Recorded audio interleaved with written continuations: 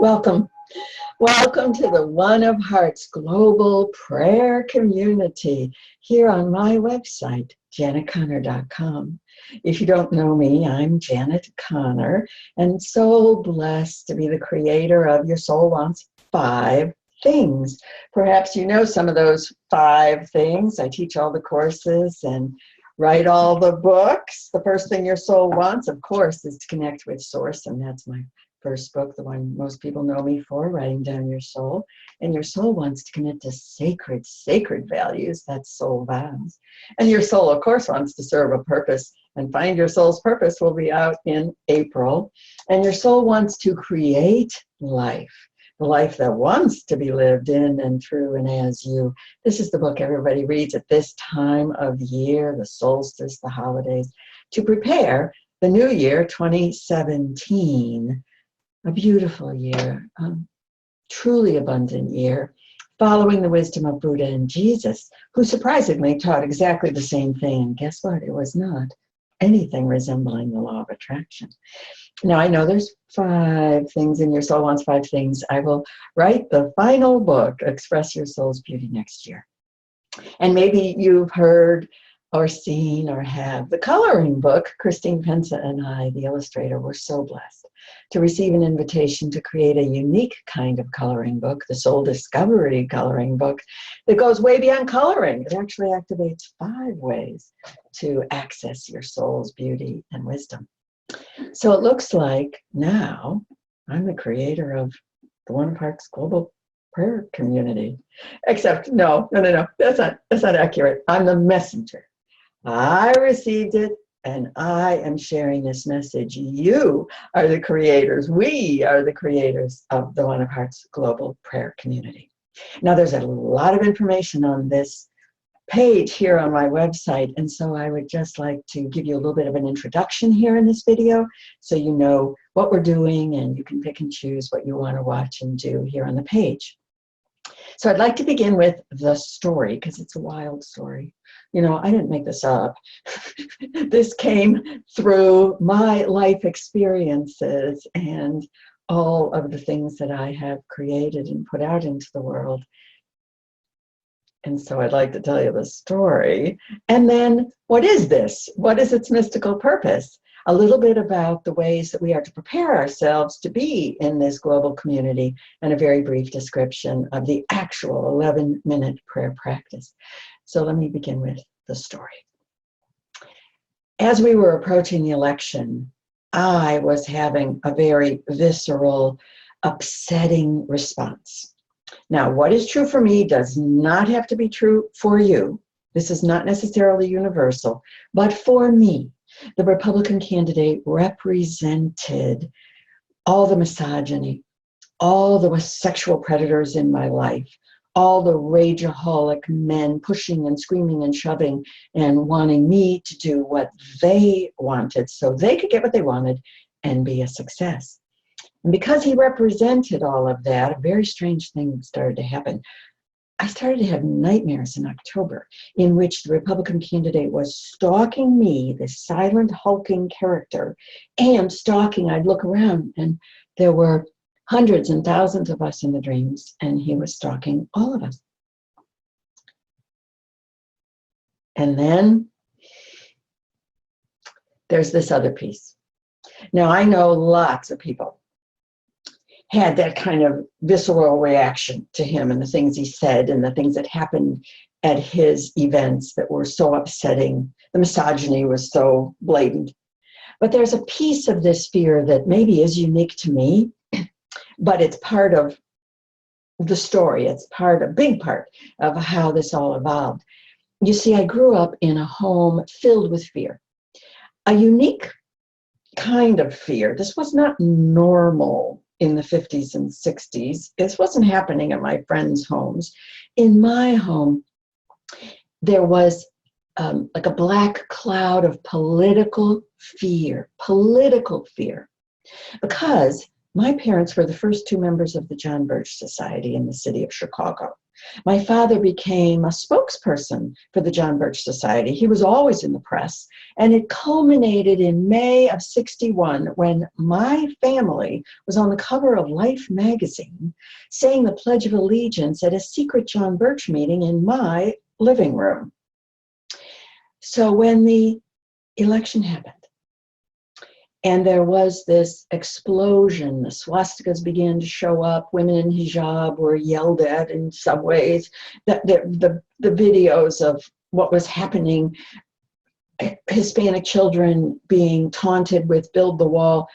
Oh, for me, I felt every speck of it, and I felt it in every cell of my body. And it culminated in a very intense dream on November 17th. It lasted all night. It was a 12-hour dream. And at the end of the dream, I was handed a playing card, the One of Hearts. And in the dream, I'm ashamed to admit this, but you might get a kick out of knowing, I actually said, "Don't you think it should be the Queen of Hearts?" And they showed me a little clip from the Queen of Hearts in Alice in Wonderland. I went, yeah, okay, so not the Queen of Hearts. How about the two? You think it should be the Two of Hearts? They gave me the One of Hearts and said, "This is the mystical trump card." The next day in my deep soul writing, very quickly, the card turned into, there's the card the day I wrote it, and you see how it turned into a table? And these four legs popped out of the table.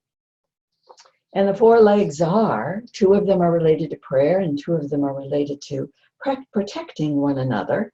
So the two that are related to prayer, one is individual and one is community. I pray. Of course, every single one of us as individuals engage in your mystical prayer practice. That's what your Soul Wants 5 things are. These are 5 mystical prayer practices. But then we come together in our community. We pray together. And then there's two legs to protect. That's what's so upsetting in what we see after the election. One of them is my responsibility. I speak the truth. I name what I see. And I don't mean I, Janet. This is true, every one of us. We are naming what we see. And then we as a community must protect the vulnerable. And so there are 2 legs of responsibility of what I do. I pray and I speak the truth. And 2 legs of what we do. We pray together and we protect the vulnerable. Well, this is a very strong table when you have 4 strong, powerful legs. Now, I thought I understood what this represented. I thought I understood what we were being asked to do, because in 2013, when my son became a political prisoner because he refused to cooperate with the federal government, he refused to name the names of political activists on the left in front of a secret federal grand jury.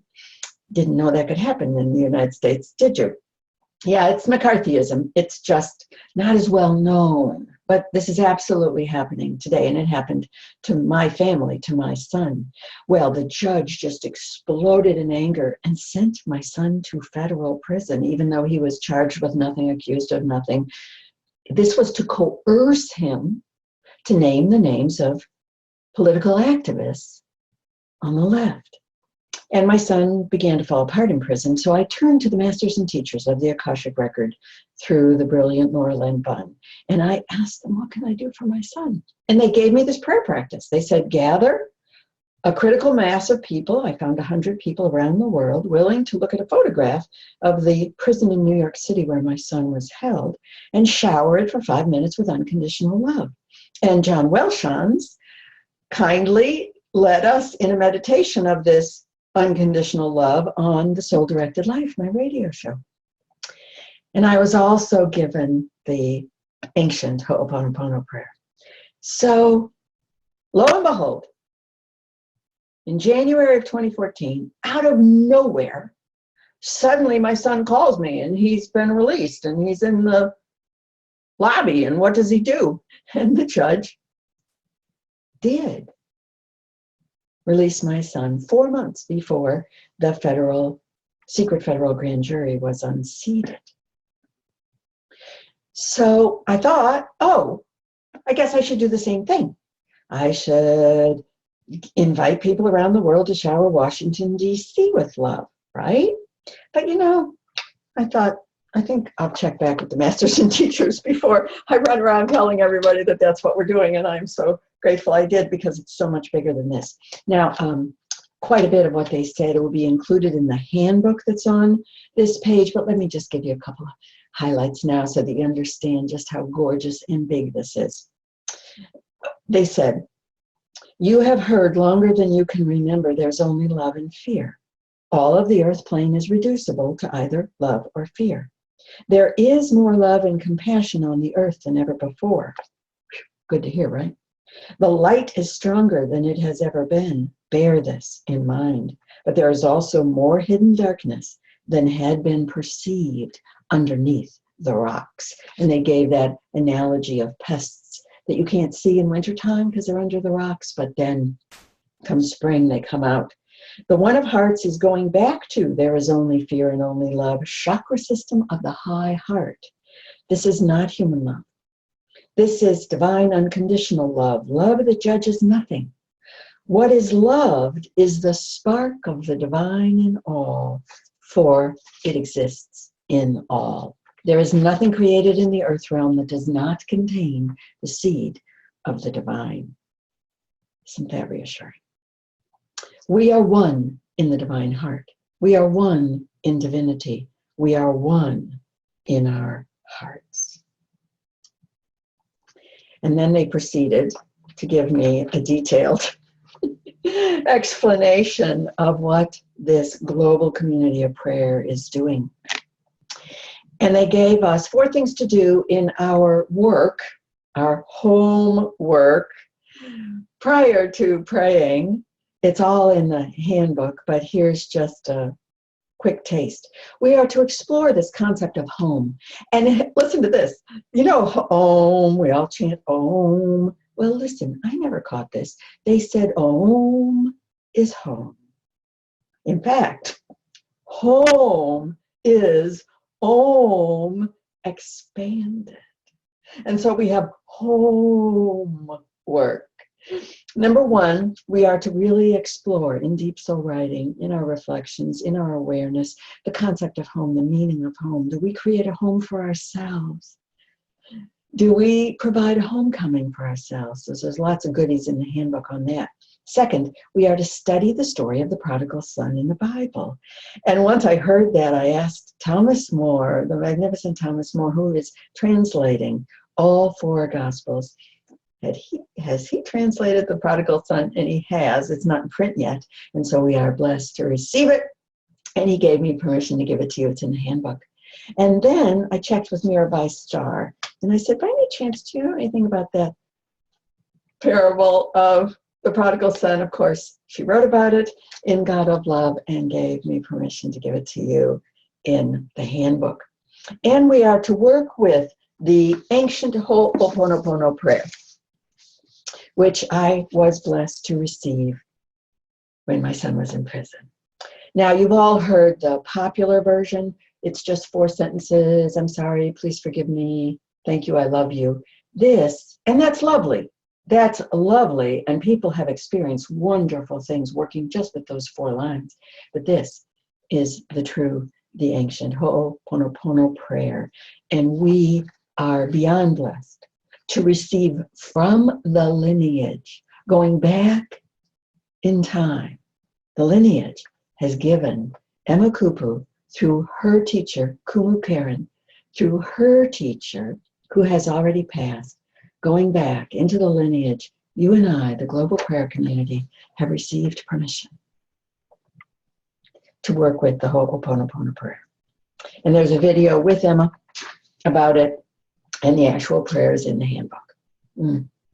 And then we're to look at a map of the world, not Washington, D.C. They said this is global. Look at all the financial headquarters around the world. So I'm so glad I checked in with them before I told you, oh, we're showering Washington, D.C. with love. This is so much bigger. In fact, they said, think of yourselves as the spiritual founding, the founding mothers and fathers of a new spiritual We the People document, a global We the People document. And then they gave us the instructions for the actual prayer practice, details in the handbook. But the short version is, for 1 minute, we're to chant the names of God, which Mirabai Starr recorded. And you can chant your own, but to make it easy so that you don't have to go out and find them, Mirabai came up with a global prayer chant. And then we are to speak the one sentence, Akashic Record harmonizing prayer that they wrote specifically for us. Specifically for us. How blessed can we possibly be? And then we are to meditate for 10 minutes. Oh, and we're to say the last words in Hawaiian, a mama ua noa. In that 1 minute, it'll probably be a little bit longer than that 1 minute preparation. And they said that's the heartbeat. That's the heartbeat of the divine. And they asked that we pray at 1 o'clock around the world, creating a heartbeat of prayer. Boom, we pray at 1 in let's say the Eastern time zone, and then boom, at 1 o'clock in the Central, and boom, around, all the way around the globe. Now, you don't have to pray at 1 o'clock in your own time zone. You might be at work, and it might not be a possibility. So they said you can volunteer. You might want to pray at 9 o'clock at night in London. And know, when you look at the time zones, that you are joining, praying for and with somebody in some part of the world where it is 1 o'clock in the afternoon. So 1 minute of chanting and then 10 minutes of meditation. And you're certainly invited to create your own meditation. But if you'd like, John Welshon's, the beautiful, beautiful John Welshon's, and his book is the textbook for the One of Hearts Global Prayer Community. One soul, one love, one heart. It's like it was written for us. He recorded a 10-minute meditation. The important thing the masters and teachers said is that it is a celebration. This must be done with lifted hearts. It's a homecoming for all souls, not celebrating what's happening on the earth at this time, but celebrating divine homecoming. The prayer group is creating a home. And so, the last thing we do, after 1 minute of chanting and 10 minutes of meditation, is we light a candle. And they explain why, because aren't we used to lighting a candle at the beginning? They said, do you light a candle while you're cooking dinner, while you're preparing the feast? No. After all the preparations, which is the 1 minute and the 10 minutes, then we light the candle. This is the invitation to the feast for everyone, because we are creating a seat at the table around the world for everyone. So thank you for being a part of this global community, thousands and thousands of people creating this mystical prayer practice around the globe. I am creating a special Facebook page for it, One of Hearts Global Prayer Community. I think I had to take out the word global. One of Hearts Prayer Community. And of course, please join the list here on this page so that I can send out newsletters, emails, information about this global prayer community as we pray for 31 days. The masters and teachers asked that we start on solstice, and they chose that day because historically, going back in time, it's a day associated with great fear. And we continue through the inauguration on January 20th in the United States. And then they said, please continue to do it, but do it on Sunday and Monday. And so it's once a week. All of that information is in the handbook. And so, thank you. Thank you. Please invite your friends, your social network, your spiritual communities, your churches, your meditation groups, your art groups, your creativity groups, anyone and everyone that would love to be a part of the One of Hearts, to awaken the voice of love in We the People and create a seat at the table a homecoming for everyone. Oh, that word's never going to be the same for me now. Oh, welcome home.